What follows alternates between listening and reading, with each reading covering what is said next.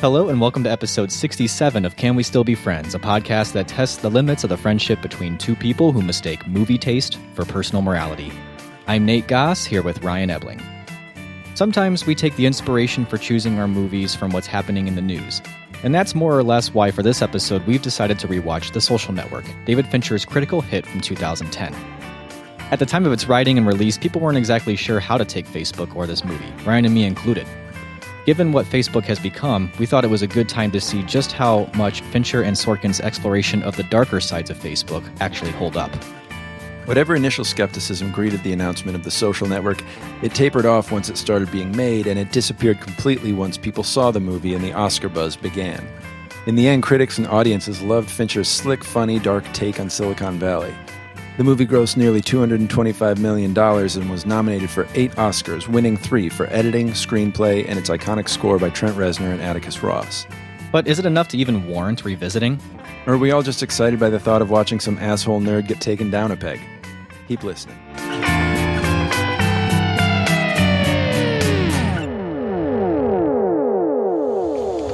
People came to Face Mash in a stampede, right?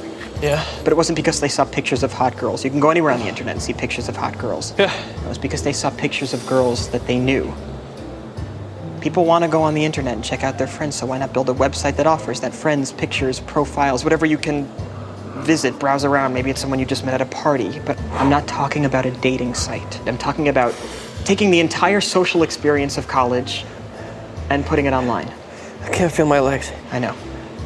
I'm totally psyched about this too, but Wardo. Yeah. It would be exclusive. You would have to know the people on the site to get past your own page, like getting punched. Well, that's good. Wardo, it's like a final club, except we're the president. All right, so that's Jesse Eisenberg as Mark Zuckerberg explaining the general idea of Facebook to Eduardo Saverin, played by Andrew Garfield, explaining Facebook. Yeah, what Facebook, the Facebook Yeah. at that time. Yeah, That's the pitch. Yeah, what he's trying to do and why people will care. Yeah. So why are we talking about The Social Network? Well, I mean, Facebook has become huge beyond a social network. It's, Right. It's a society, sort of. It basically is, and it's sort of infiltrated every aspect of society at this point. How old is Mark Zuckerberg, do you think? I think he's like our age. I think he's like 36 or something like that. Something like that. He was around in college right when we were in college. And I remember it was only like a year or two after college that I got on Facebook because I still had a .edu address, which you needed to have. Right. And Facebook was so different. It was all about just having like your page, your Facebook page. Yeah. And just checking other people's Facebook pages to see like if they had updated them or, Right. you know, what they were up to. Yep. And the There idea of was- like getting your news from Facebook or the idea It of was- like, yeah. you know, having discourse like Right. on it's just it's totally different now. I mean, from I what it remember your status update was actually literally updating your status because the prompt was like Ryan Ebling is, and Yes. you couldn't change that part.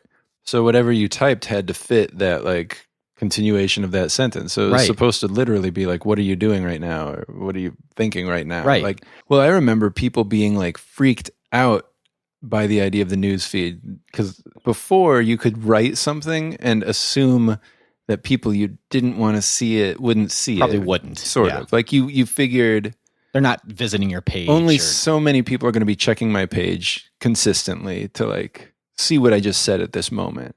And then it went to the news feed and it was like, wait, everything I put is going to go up there? And everybody was kind of freaked out. And it's funny. Every time Facebook did an update, people were like, this sucks. I hate Facebook. And then it just like, they couldn't think remember yeah. what it was like before.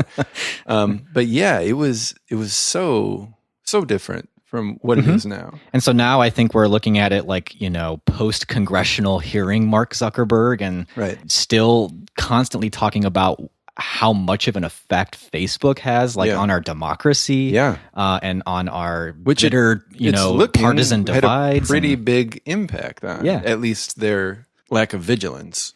Yeah, so there's that sort of the more nefarious kind of like Russian hacking idea and like bots and things like that. But then there's also just the fact that like anybody who wants to run a successful political campaign is like investing in Facebook ads. Right, and our library, social media teams. Our library did a voter page of voter education, and one of our primary ways of getting the word out at this point is we had to pay for Facebook ads. It's a public square now. It's as visible and as ubiquitous as, I don't know, a public street, like driving down this public street. And so like, if you can't yell it on the street, or if you couldn't like do it out in public, should you be able to do it on Facebook? And some of these other questions that were not even close to being considered, even in 2010 when this movie was released. Right. But certainly not when Facebook first came out. And the funny thing about the movie The Social Network coming out in 2010 was it was already seeing itself as kind of winking at like how Facebook used to be in 2004, right. And how different it is already, How quaint that they were excited by 1 million users. Now they've got 500 million. And now we're like, how quaint is 500 million? Yeah. Yeah. I guess that's where we're coming from. Yeah, we thought it would be interesting to look back and see, is it quaint? Or was there some sort of forward thinking that got at some of the issues? I was even just interested in, is it even relevant anymore? The way people talked about The Social Network when it came out was like, this is a masterpiece, a new classic. Yep. It was that level of conversation around the movie. And 8 years later, and so much happening now with Facebook and the way that we even look at things, those themes, power and greed. Does what Fincher and Sorkin have to say in The Social Network even matter 8 years later? Is it even still the right way to even frame the conversation on those things? I mean, I think we're almost just now getting to the conversation regarding Silicon Valley of what can you do versus what should you do? Yes. Like I think up until honestly like last year, if Silicon Valley was doing it, we're like, that's amazing. Right. And now we're like, I don't know if that's what we should be doing. Yeah, almost you like can do that. It was like Jurassic Park's the better Silicon Valley reference than The Social Network. Yeah, probably. All right, well, why don't we back up then? Yeah. And let's talk about first viewings. Now, I was thinking about how we actually, I'd have to go back through our filmography. I don't think we often do movies that we saw originally when we were actually good friends. Yeah. Do you know what I mean? Interesting, yeah. We knew each other in college, and we've talked about this before. Right. So we've certainly done movies from around that time period, but this is one of the newer movies we've done. Maybe like Birdman would be another one. Yeah. So this is one of those rare occasions where I remember, we didn't see this together, but I remember us talking about this movie the first time we saw it. Definitely. But we didn't see it together, no, like you we said. Didn't. We've seen very few movies together. We saw The Expendables together. Yeah, we did. We saw World's End together, and then, the whole Cornetto trilogy together. That was fun. Even like just watching movies at a house. I don't think we've watched movies together. Not much. We've got an interesting friendship. It's that may unlike need to be anything its own else sort of podcast. This is a side note, but we were hanging out with some other people one night, and one of the people gave me a slightly elaborate handshake. The other person shook my hand, and Nate and I just nodded at each other. And the person said, "Oh, wow, I expected you guys to have like the most elaborate handshake." Right. And it never really struck me. I don't know if it struck you, but I'm like, I don't know if I've ever touched Nate. No, I don't. I don't think I've ever shook it. I've never thought about it much, but yeah, I don't it's true. think I've shaken your hand. No. If I did, it was when we weren't friends. Like it was when we first would. Yeah. And we've never hugged. No. Not that we don't hug other people in our lives, but that's fine. I mean, it's just sort of naturally what I've never felt odd about it until it was brought up, I guess. But the time it got oddest was probably this week when somebody wanted to take a picture with the two of us. Right. And it felt like it was the sort of thing where we were all going to put our arms around each other. But Nate and I ended up in the picture next to each other, and I was like, well, this isn't happening then. And I think I actually just said, just put your hand in your pocket. Yeah. So anyway, we as much as we talk about movies together, we don't see them together. Right. And but we do talk about them even outside the podcast. We talk about them all the time. We do. Yeah. And The Social Network was a movie we definitely talked about a lot because we both loved it. Yeah. One of the sort of precursors to this podcast was a group blog that we had with some friends. Where we wrote about pop culture and all sorts of different things. And I was one of the administrators of that blog, and you were one of our film reviewers for that blog. Right. And you wrote I did some hacking myself, by the way. I was inspired by Zuckerberg, and I used the Wayback Machine and found your old review of this movie. So I'm well aware of specifically how you felt about this movie at the time. But for the listeners, though. No, I really loved this movie. I rated it on Letterboxd 4.5 stars. I'm a big Fincher fan, so as am I. Finched it up, and I loved it. I'm a big Nine Inch Nails and Trent Reznor fan, and the soundtrack was, I don't think it's going too far to say it was a revelation to me. Absolutely. We have to get to that. Yeah, of course. I think we've probably gotten to it on other movies. Right. I'm sure, I'm just saying, I remember we did our Big Lebowski episode, and I couldn't believe we did that entire episode and didn't even talk about the soundtrack at all. And so I just don't want that to happen with this movie. I don't think it will. But I was just impressed on every level with the movie. And I was so skeptical about this movie when I first heard about it. We all were. As it was announced, they're making a Facebook movie. Yeah.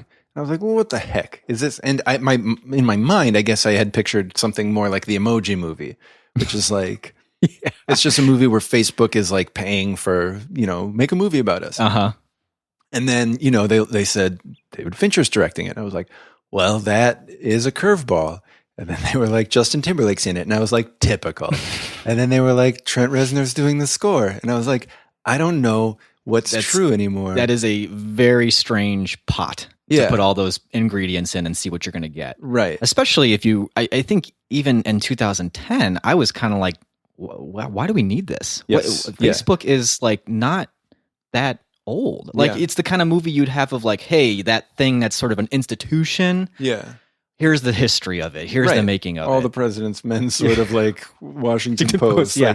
And I just remember if you remember, the trailer had that Radiohead That's what I was just going to say. Thing. Yeah. When I saw the trailer, I was like, okay, here we go. The way that they just set up what you were in for. You're so very special.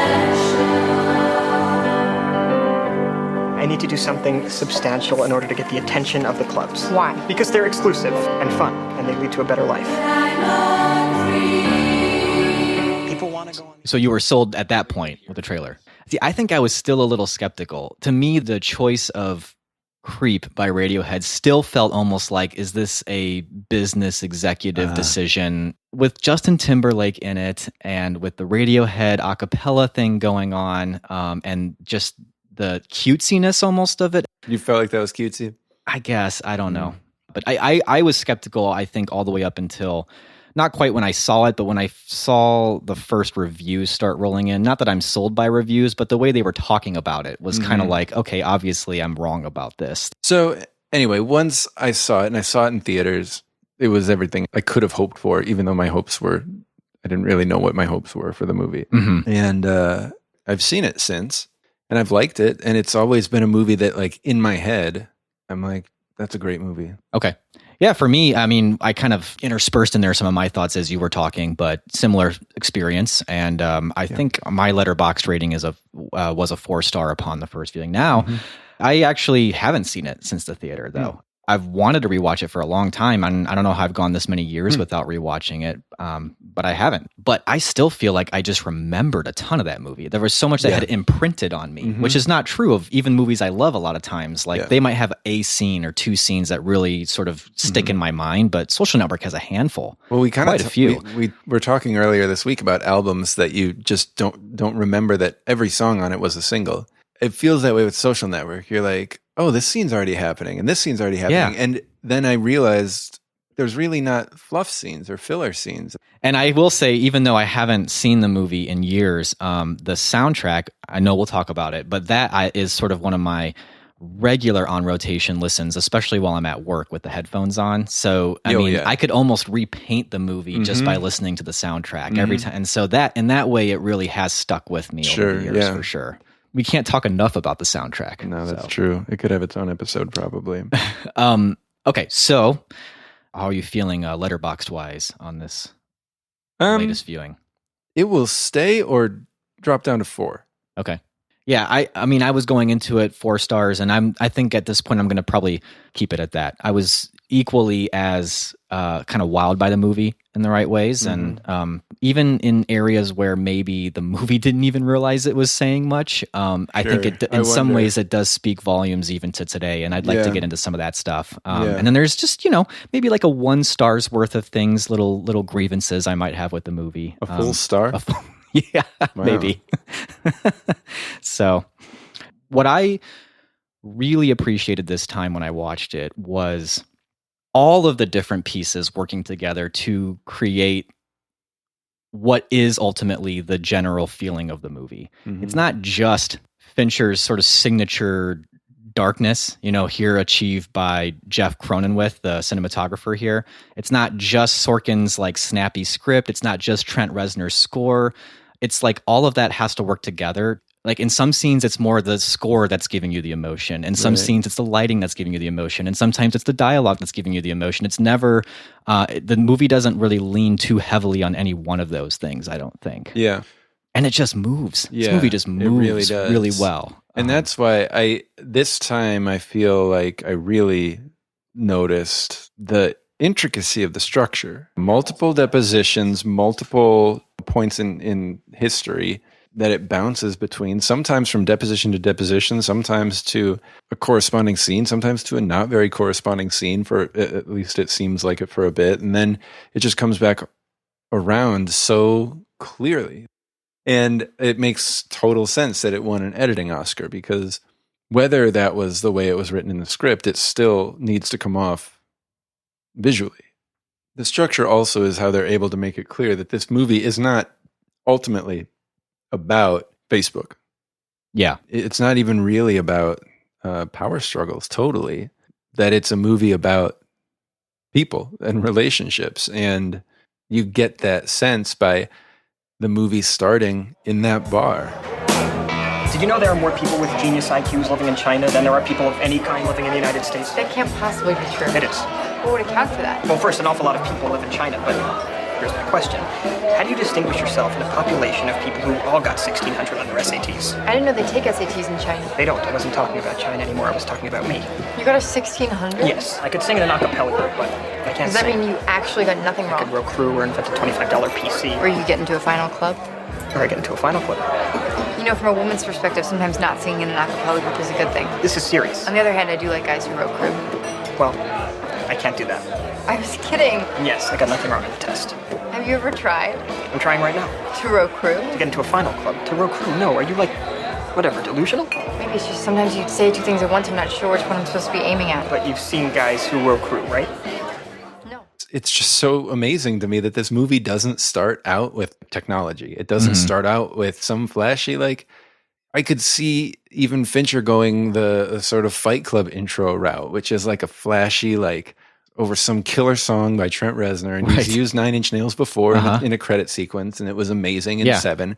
And doing something with like typing and like screens and like just whatever. Like, well, and he gets techno there, stuff. but that's not the beginning.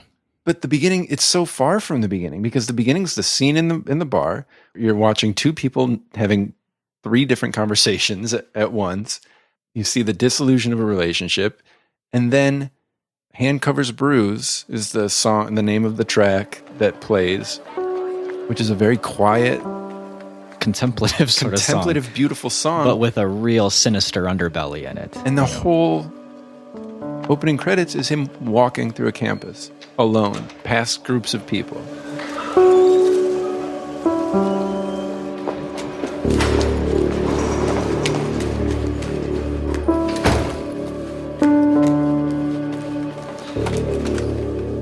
And I think that actually allows you to sit with what you just listened to, which is laying out a lot of motive. Yeah. Now, I think the oversimplistic thing is to say that, he feels hurt by a girl and it's almost like a revenge kind of thing. Yes, this girl is calling him an asshole because he is. Yeah. But you can just tell by the way he talks that he really does think he is better than everybody else. Oh, yeah. And then that slow walk through campus, it's like hard to tell if that's really emphasizing his loneliness. There's a sadness of the piano in his loneliness, but the darkness underneath this is what's brewing underneath. Yeah. That loneliness and that being alone is almost like what is feeding him to say, well, the reason I'm alone is because I'm better than everybody else, and I'm going to prove it, you know? Yeah. And you get all that just in that first dialogue, and then what you have to kind of sit with and contemplate until you get to the part where it really kicks off with the building of, you know, Face Mash. You're right. You those two scenes are vital for each other. If we just started the movie with the opening credits of him walking across campus, it would be okay. Who knows anything? And if we had gone from that conversation to Face Smash, it would be like, oh, so clearly he, you know, this is what he did. You know, he just, you know, he was angry. He went back and made something out of it. You know, and that would be the story. It's almost like the signal. Yeah. No, it's not just like, yes, his feelings were hurt by her, but there's so much more that you just heard about this guy. Also being how he sets up so many establishing shots of Harvard. Right. You don't really know what to make of this environment either. Right. Like this environment in some place seems like a really tranquil winter sort of, isn't that nice? Yeah. It's dark. It's nighttime. So there's a darkness visually to it. Yeah. But again, like even those sort of dark tones could also be painted on Harvard itself, that there's sort of a darkness here on this campus as well. Which is followed up not long after that, where you've got the people using Face Mash intercut with scenes from the Phoenix Club party. Right. That is something that hit me so much harder now in 2018 than it did, I remember watching in 2010. Yeah. And just to reiterate what you're talking about, it is when Zuckerberg makes Face Mash and it goes out, and the way that Fincher portrays the launching of that site, again, it hits several different emotions all at the same time and doesn't play flippantly with it at all. It really gives you the weight of what's happening here. Women are being judged by men. And that's really what this site and its algorithm were all about. Right. So there's something that you really should not feel comfortable about here at all. And Fincher makes that very clear.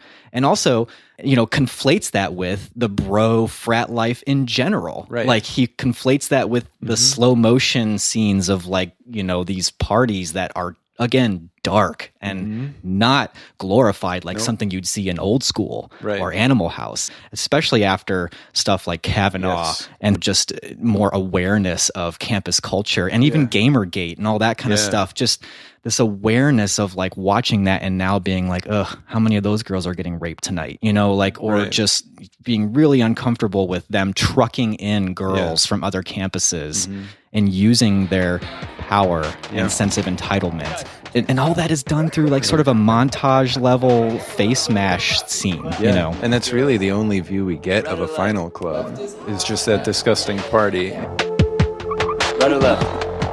It's my roommate.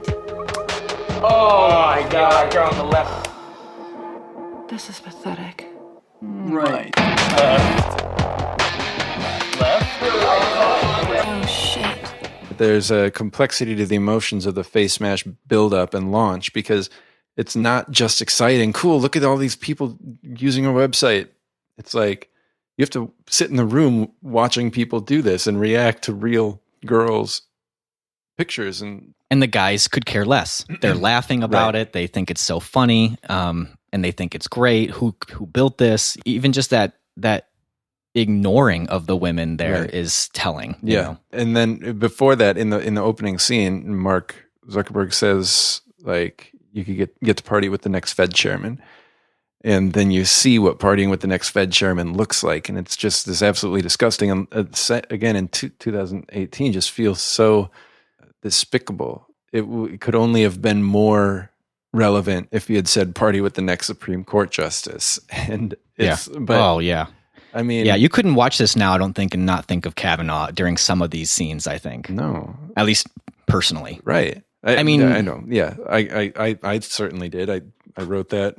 You wrote it too? I guess, I mean, I even was thinking it when the Winklevoss twins are like meeting with the president of Harvard, and the way they're just so indignant that no one's going to take care of this obvious injustice they've had, and that sort of male victimhood that they feel. That it just reminded me of this sort of Kavanaugh-esque sort of thing where it's like, isn't somebody going to do something about this grave injustice being done to this very rich white male? Right. Which this is the first taste of not having everything they want. Yeah, and that they just don't even know what to do with it. Right. They're just so disgusted, and you should be too. Yeah, it's interesting. I suppose the closest the movie gets to protagonist is Eduardo, really. Mm-hmm. As far as a person that you really want to see succeed or that you really feel bad for, because the Winklevoss twins, you're like, yeah, they're kind of dopes. Fine.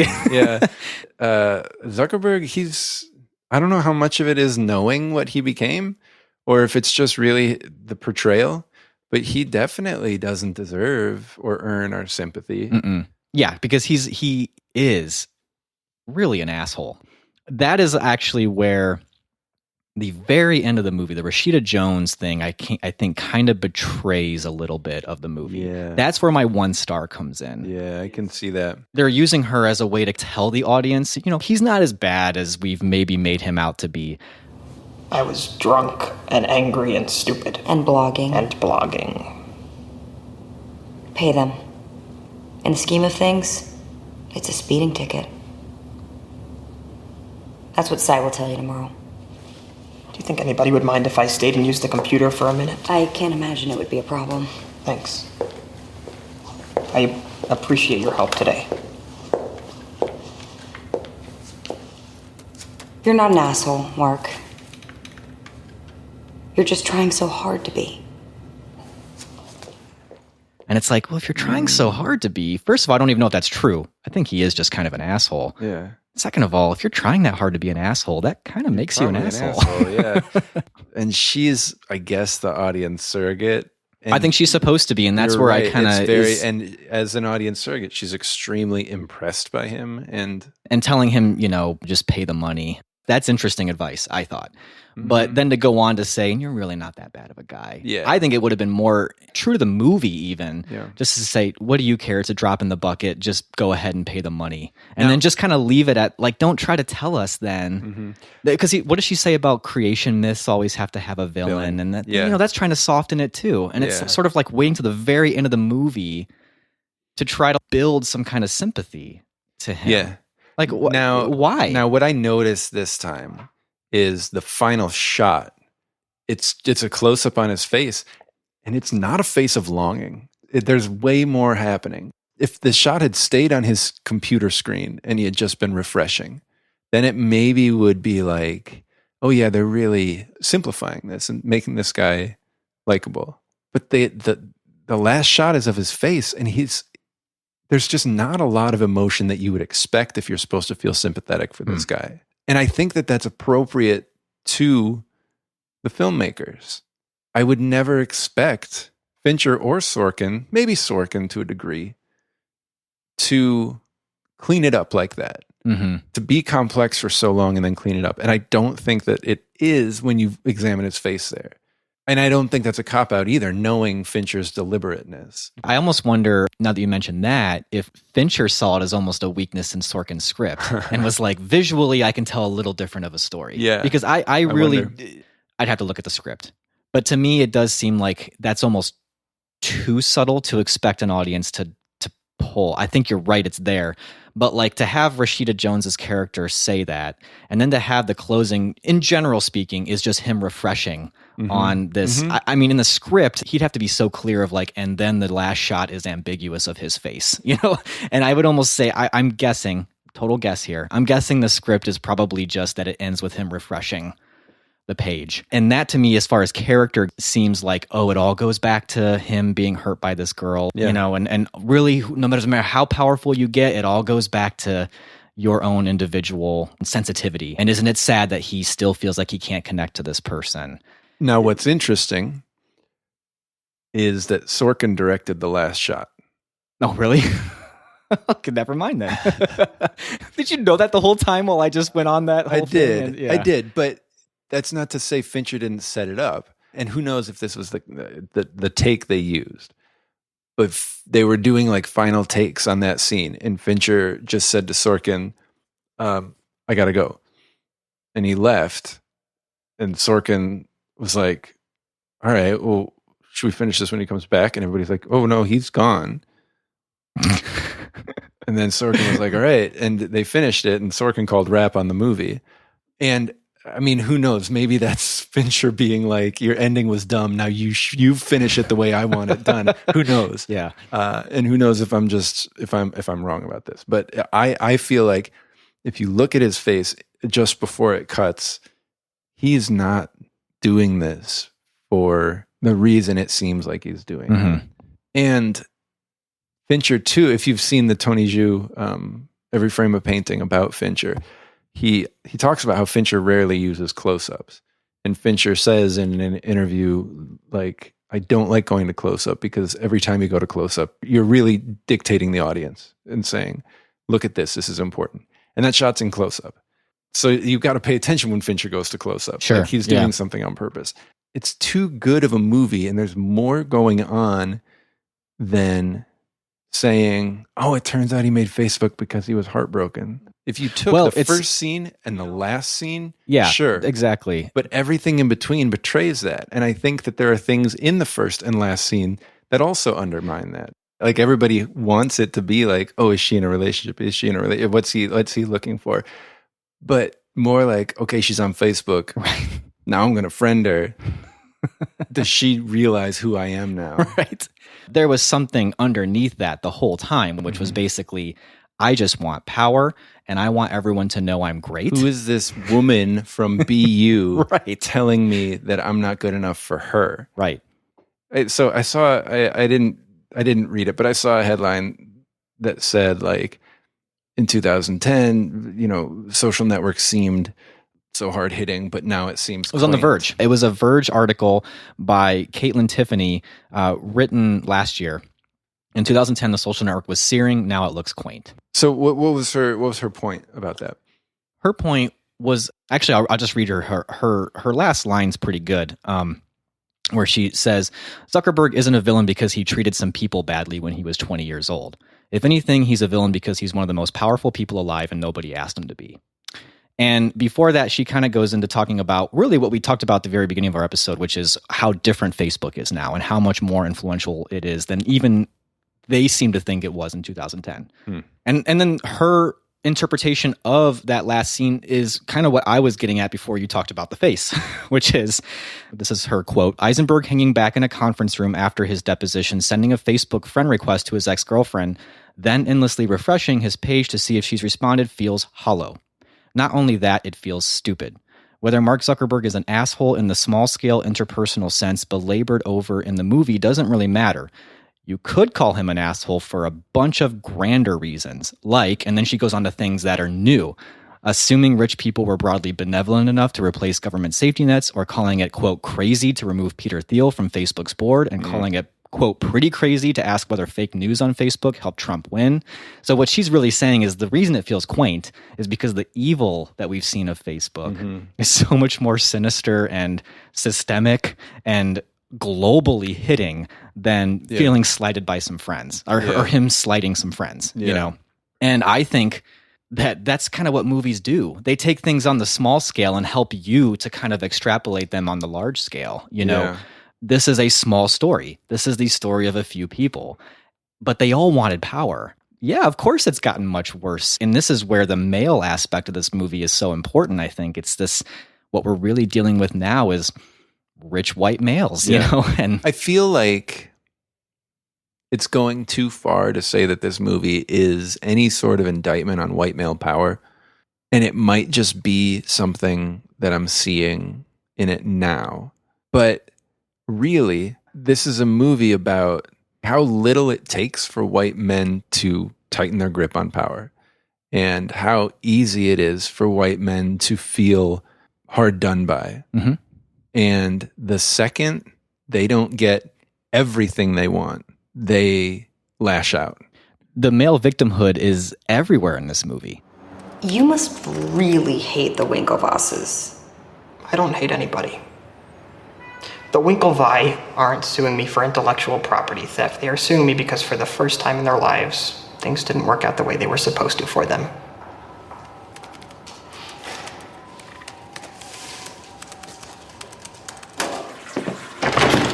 expanding. What? He's expanding to Yale, Columbia, and Stanford. It's going to be in the Crimson tomorrow. Really? Yep. Well, looks like that cease and desist letter really scared the shit out of him, huh? I want to hire a lawyer to file for injunctive relief and get the site taken down now. Look. Every minute the site is up, Harvard Connection becomes less valuable. I want an injunction. I want damages. I want punitive relief. And I want him dead. Yeah, I want those things too. Then why aren't we... I mean, is it overt enough to say that that's what this movie is about? Does it need to be overt? I don't know that to say that is the thing this movie is about, but I don't think that the movie is unaware of it being about that. I just don't know if it's as thorough in it. It sees it all over the place in the Winklevoss twins. Mm-hmm. I think the movie doesn't go quite far enough to understand that Zuckerberg is doing the exact same thing, and that the movie wants you to have that sympathy for him, when really we should have the same contempt for him that he has for the Winklevoss twins. Right. Really. And that's probably what I'm getting at, is that there is a modicum of sympathy. Because Zuckerberg is, I don't want to say the hero of the movie, but if you feel sympathy for any of the people you don't really want to feel sympathy for, it's for Mark Zuckerberg, for being kind of played a little bit, for maybe giving into Sean Parker's. Now you're as a given, we are supposed to have sympathy for Eduardo. I guess the fact that we have any sympathy for the characters in this movie, aside from Eduardo, it feels like that's where it's not going far enough with this sort of indictment or examination. Yeah. Or maybe that it was not that hard to draw up that sympathy watching it in 2010. Yeah. It really wasn't, because I feel like now, I feel like I was right with this movie in every way in 2010. Yeah. You know, Zuckerberg all the way. Like, yeah, maybe he's being an asshole, but hey, you know. Yeah. He's the guy who did it, you know. He is the guy who says some of the funnier lines He is, during the deposition. And I guess the fact that he gets funny lines at all is like part of why you sympathize with him. It's not even sympathy you're rooting for. Yeah. Like, that's what it is. Sympathy doesn't even really play into it. If you want to be anybody in that room, you want to be the guy sticking it to the lawyers. Yeah. I guess now watching it with a little bit more sensitivity to what you were just talking about, you know, the power structures and how easy it is for men in particular to squeeze that power when they need to. Yeah. And now I think a movie has to work a little bit harder for you to sympathize or even root for that at this point. And it wasn't like that in 2010. No. And to a degree, all that people are doing, the offense to Mark Zuckerberg is, shouldn't you do the right thing? Right. And the offense is, you're asking me to reflect for a second, and I will not. Yeah. It's hard to get behind. It's not even I will not, it's why should I? Yeah. You know, you still have not told me why I need to reflect on this at all. I do, and it's still sort of related. I want to go back to that. I think there's a wisdom in the way that Fincher depicts that bro culture, that frat culture, that male culture, because it was at the library. I happened to pick up The Accidental Billionaires, which is the book that this was based off of. And the book itself, I didn't even like being seen with it. It's a sleazy looking book. It's got a brassiere on the front and like martini glasses. And it's, you know, it reminds me of like what was popular, if you remember that far back. That kind of like, I hope they serve beer in hell. Like that sort of like glorification of frat life. Yeah. And that glorification of just, isn't it cool to be a dude in your 20s and picking up chicks is the ultimate goal. And that is really how this book is written. The back of the book doesn't even have a description. It actually just tells you they just wanted to meet some girls. And the whole book is a sleazy book about how Facebook was created really out of that bro culture. You know, Zuckerberg in this book does come off as just kind of an oddball who didn't fit in very well, but saw it as his way to kind of, you know, become cool with the guys and also maybe get laid. They even have things in here about these, you know, Fincher alludes to it by having the girls brought into the party. In the book, that has a name. It's called the fuck truck. And it's about going to neighboring colleges and finding girls and getting them over to the school to get laid, because these girls were going to love them just because they were Harvard students. And what I think is the wisdom of the way Fincher shoots this, you look at this book he could have gone for that tone, or a lesser director could have gone for that tone of almost like, isn't it funny? And, I won't say the book is entirely like that. It does seem to have somewhat of a knowledge of like that maybe not being the best thing morally. Yeah. But the actual like good marketing of the book was very much like what I think was actually kind of popular back when, and it still is to a certain degree. Although I think there's a little bit more of a shame to it, but hopefully I was just thankful that it actually seemed like Fincher was pretty mature about it. And this again is where that Trent Reznor score pays dividends. Yes. Like, it gives the entire movie an unsettling feeling. I don't know that I can actually name a movie where the score is actually doing so much of the heavy lifting, but it doesn't feel manipulative because it's just a piece of the movie. It's not like later on the composer came in and said, this doesn't look sad enough. Right. Can you write something? No. It's like the tone of the entire score is exactly what the movie needed to be. You're right. It just, I can totally picture another way this movie would have gone. That's what it is. I was just like, this movie could have been totally different, And again, maybe this is just me being 34 and seeing what we've seen as far as like people who, when you ask them to be held accountable for their behavior, said, why? We all did it. This is the way it is. Right. It was awesome. I watched this movie. I'm like, Harvard looks unbearable. It does. In so many ways too. Yes. Like the party life doesn't look that appealing, but also just like the pressure that seems to be on all of these students seems unbearable as well. And the effect it has on Erica, who seems like a genuinely good, happy person, and she just can't be happy when she's around that. Like this, it permeates, it overpowers because it is power. It is where power comes from. It dictates what we call success. It dictates what we call moral. It dictates what we call the way you do things. And there's a wisdom to that too. In that, and I like that you keep saying there is a wisdom. There is a wisdom in this movie, and Erica actually is the through line of that wisdom because there's a scene later where she does get to confront him. I don't know if you heard about this new website I launched. No. The Facebook. You called me a bitch on the internet, Mark. That's why I wanted to talk to you. If we On could the internet. That's why I came over. Comparing women to farm animals. I didn't end up doing that. It didn't stop you from writing it. As if every thought that tumbles through your head was so clever it would be a crime for it not to be shared. The internet's not written in pencil, Mark, it's written in ink. And you published that Erica Albright was a bitch right before you made some ignorant crack about my family's name, my bra size, and then rated women based on their hotness. Erica, is there a problem? No, there's no problem. You write your snide bullshit from a dark room because that's what the angry do nowadays. I was nice to you.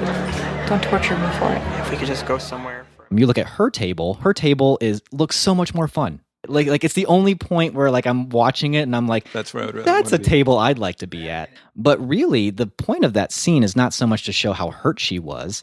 It's to show that she's just not impressed. Right. I'm still trying to unpack all the implications of that line. I was nice to you. Don't torture me for it. Because, and I'll speak for me. That's what happens when I rely on the privilege that affords me to be able to say whatever I think is clever, or to interrupt whoever I want to, or to act like any space that I occupy is my own. People humor me and get nothing from it. And that's what happens to everybody who humors white men who are using their privilege. Yeah. And then you kind of project that onto Silicon Valley as a whole, which is the world that this is all coming from. And you have like the terrible ways in which Silicon Valley treats women. And minorities. And that was all stuff that came to the surface only since like, in the years since, like within the last few years or so. I mean, like the last 2 years, people are actually paying attention to it. That's where I kind of feel like whether we're reading it into the social network or if it was there, and I don't really know. But that's my question: is this movie clear enough about that point of view for us to really give it credit for it, or is this some? And it must be because we're not watching this saying, "Wow, this movie really ignored those glaring." That's what I'm saying. Silicon Valley. Whether they were knowing of everything they were saying, years ahead of their time or whatever.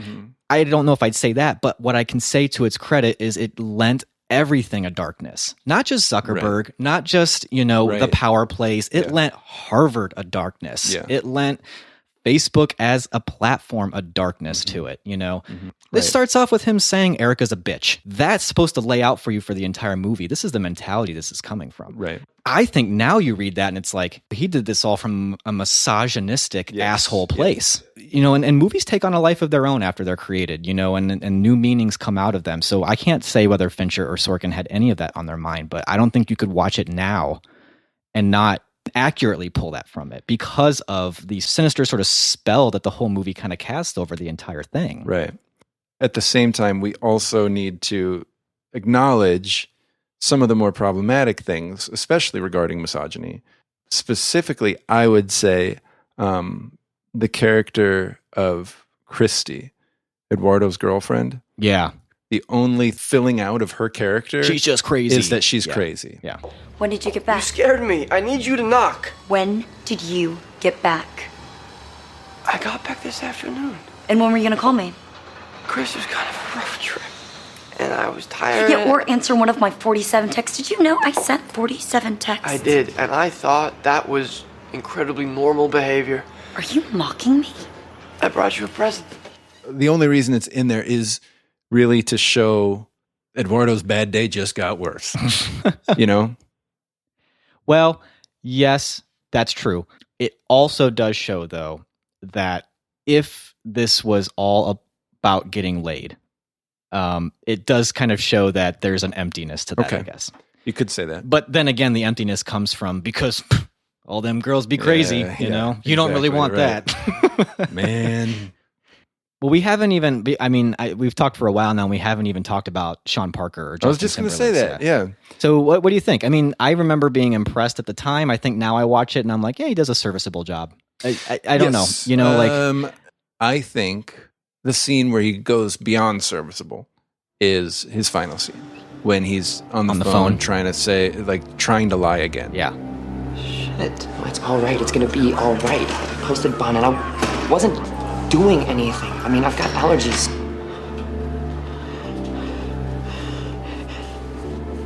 Interns. It was just a party. This is gonna be news, Sean. It's gonna be online any second. I know. You know, with an intern... No, it's cool. I have it under control. I will get it under control. I will call someone and see what the next move is, but this is gonna be news now. You don't think Wardo was involved, do you? Do you think? No. Or Manningham. One of them. Somebody sent the coke in there because it got in there. You believe me? This is gonna be fine. Right? Go home, Sean. There's something about that performance, and I don't think it's just the context, that exposes the tactic and the affect he used when he was lying earlier. It's less confident, so it's more exposed, but it's also the same. Right. Yeah. It's not just the context of it that shows you, oh, wow, he was lying all along. It's like, oh, wow, that's how he is when he lies. Uh-huh. So I was like you. I was watching and I was like, okay, he's not out of place in this movie. But then that scene, I was like, okay, he really did do a good job. Yeah, it wasn't like I was watching it thinking, I really wish they would have picked someone else, or something like that. From what I heard actually recently, I think Jonah Hill actually just said that he was passed up and that was who he was supposed to be. Interesting. But, the Sean Parker character is one of those that keeps the movie moving really well. Yep. He comes in I actually forgot how late he comes in. It's like halfway through the movie before he even shows up. Well, and there's something really deceptively simple about having a superstar magnetic performer that's play true. A guy who has nothing to offer but magnetism. If anybody in that movie has that, it's Justin Timberlake. That's true. I don't think that they ever wanted you to forget that was Justin Timberlake. I'm Sean Parker. How do you do? You must be Eduardo and Christy and Mark. Great to meet you. Great to meet you. You guys don't have anything in front of you. No. Tori, you were waiting. Hey, baby boy. Can you bring out some things? The lacquered pork with that ginger confit, tuna tartare, and the lobster claws. That'll get us started. Christy, what do you like to drink? An appletini. Great. 4 of those. From that point on, it was a Shaunathon.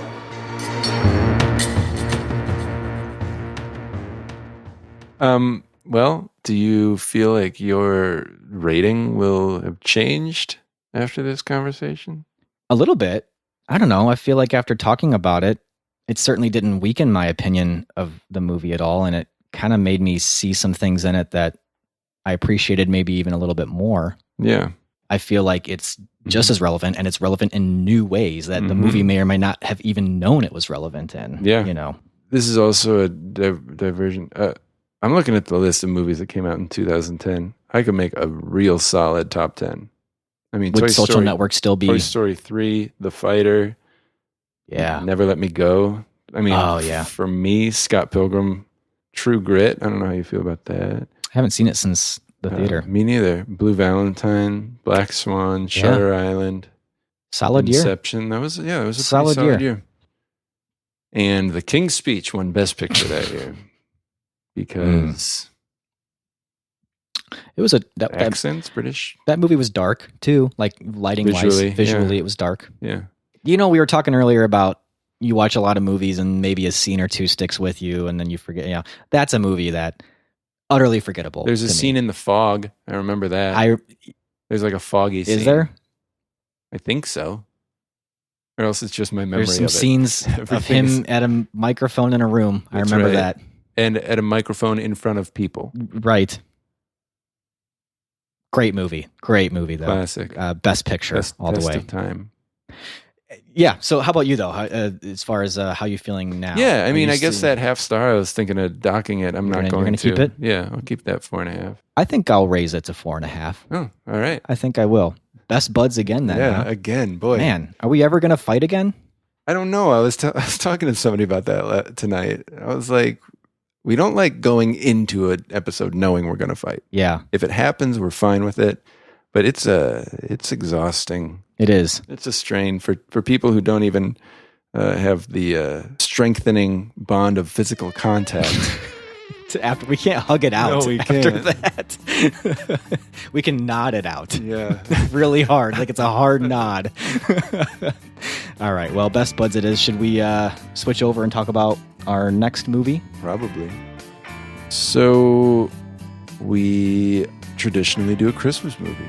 Yep. In or December. a holiday movie. I mean, and not our holiday spooktacular. No, this is not spooky. This is our holiday movie. Typically Christmas, though. But we are going to do a movie that's celebrating its 15th anniversary. A movie from 2003. 2003, from across the pond, as they say. What pond? The Like Atlantic Michigan? Pond. Oh, yes. And we're going to do the star-studded 2 hour and 15 minute hot dog romantic holiday classic, Love Actually. And we're actually going to do it. And we're actually going to love it. I wouldn't say that. That's true. We're actually going to watch it. Though. We are actually going to watch it and actually going to talk about it. And actually, I'm looking forward to it. Because really, this is one of my wife's favorite. Love Actually. No, I don't. You actually don't love Love Actually. Here's what I love. What I actually love about the fact that we're doing this movie. Okay, let's hear it. My wife actually loves this movie, and I don't think that that's the case for a lot of the movies we talk about. So I typically watch these movies alone. So it'll be nice to have a time where you actually sit down with your love and watch Love Actually. Correct. And my wife likes this movie too. She actually does. We threw this out off mic, and we have not talked to either of our wives about this, but this might be a Christmas miracle where Nate and I don't appear on the episode, but our wives instead talk about the movie. A Kelsey Andrea joint. Yeah, and like I said, we have not talked to our wives. No. Neither of them have ever expressed any interest in being on the podcast. I would, though, actually love that. I actually would, too. It would be interesting. The funny thing is, I don't actually know if And then I said actually. I know. I don't actually know if my wife has actually ever listened to our actual podcast. I don't know if my wife ever actually has without me putting it on. Now, she and Andrea would have a great time together because I think so. They are friends. Yeah. And I think that they're... Now, here's another idea. What if we record our Love Actually episode? Yeah. Your wife comes over, and Kelsey and Andrea watch Love Actually in the other room while we're recording, and we take little breaks to check in and say, hey, do you got anything to say? What do you think? I think we would take one break, and they would tell us this is stupid. Can you just leave? Don't keep interrupting. Leave us alone. Yeah. It's just an idea. All right. No, All right. I like that you're trying to make it work. I'm a real naysayer. I You're guess- looking I guess- for ways to make it work, and I'm just. I guess watching Social Network, I just felt like Zuckerberg had these ideas that were kind of you out wanna be there, an and I ideas wanted to be an man. idea Yeah. person, and I Right. wanted to come back and be able to say to you, if you would have thought about having your wife sit in the room and watch Love Actually while we recorded it, you would have had your wife sit out in the living room and watch Love Actually and recorded it. Right. That was real snappy and Sorkin-esque. Yeah. Yeah. You somehow were able to walk and talk while you did that and sit too. Anyways, we do this Christmas thing. Yeah. When it's time. Oh, now it's Christmas. Holiday thing. It's been Christmas. I guess I should have said we have done this Christmas thing the last 4 times. And we'll continue this season. Yes, in seasonable fashion. Yeah. I wish there was a phrase for when it's the season for something. Like if there was something like we have for the Holiday Spooktacular where we say 'tis the season. Yeah. If they had that for like Christmas. See, I think there's the season's greetings. Right. And so maybe that's it. They just don't want 2 season related. Right. Right. Someone said, around this time we're going to say season's greetings. Yeah. To you all from Menards. And they were like, well, can we shorten that? Yeah, sure. Season's greetings, right? Just cut the to you all from Menards. Yeah. So we'll stick with just season's greetings, abbreviated. It's appropriate for the time of year of Christmas. Right. And we'll watch Love Actually. By the way, we are promising here and now to examine all portrayals of white males in Love Actually, and the implications of white privilege in Love portrayed. Actually. Yeah, no, we will examine that for sure. And I'm sure the line will be thrown out there. Love Actually, more like white privilege, actually. Yep.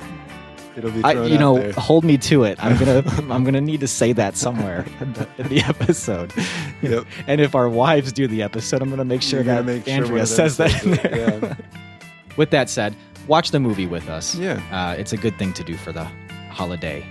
Season's greetings. If you watch it with us, and if you just feel like talking to us, really, we got a couple ways for you to reach out and, let us know what you think. Let us know what you think about the Social Network, about your Thanksgiving.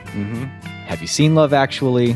What did you think? A good question. Is there a movie that you think we should have done instead of Love Actually? You can always send us an email message. feedback@canwestillbefriends.net is where you can direct those. And our website is canwestillbefriends.net, and that's where we post all of our episodes, and you can leave comments there. We do have a Facebook. We do have and Facebook. People go to our Facebook all the time to see if we're in a relationship. We can tell one person keeps refreshing our page.